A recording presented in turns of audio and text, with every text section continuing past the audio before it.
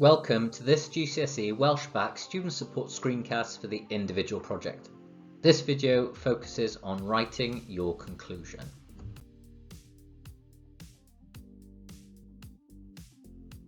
The success criteria for your conclusion is as follows. You need to write it in full, clear sentences and address each aim separately.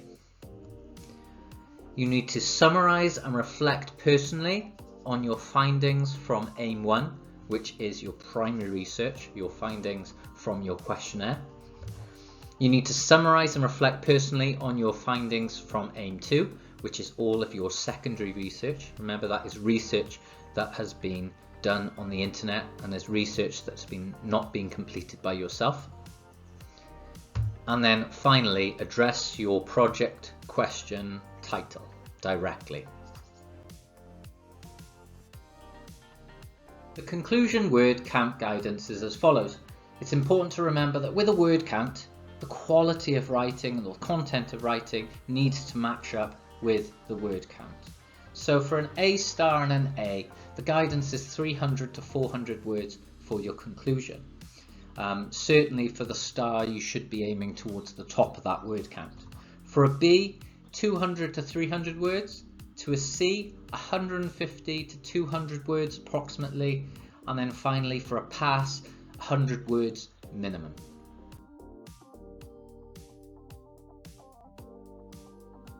Okay, so what do you include in your conclusion?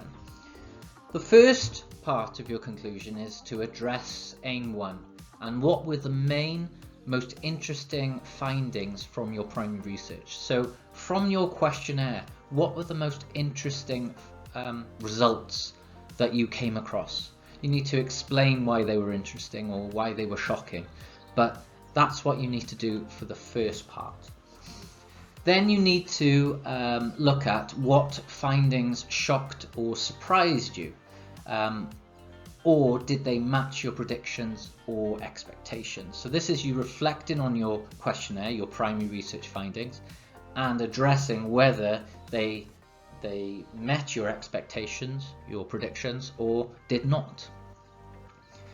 So that would be for aim 1. Now you move on to aim 2, and you do very much the same, just with your secondary research. So for the third point then, aim 2, what were the main, most interesting findings from your secondary research? Note that it's written in exactly the same way as aim 1 for your primary research. The only difference here, you're using the secondary research. So remember, that is research that has been conducted by other people and you've used it from the internet, and you're stating what were the most interesting findings. Again, you're just looking at those findings and identifying whether they met your expectations, your predictions, or whether they shocked or surprised you for whatever reason. Remember, you need to be explaining why they shocked or surprised you or how they met your predictions.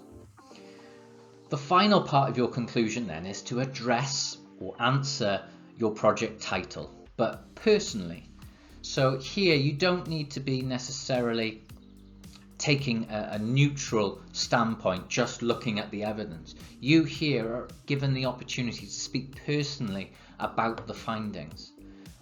You could also add then about what people will learn from reading your project.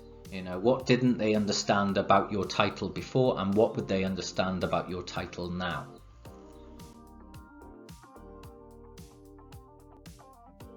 So sentence starters, we've broken this down into 2 sentence starters that you can use. So for aim 1, what were the main, most interesting findings? And you've got 2 sentence starters in yellow there.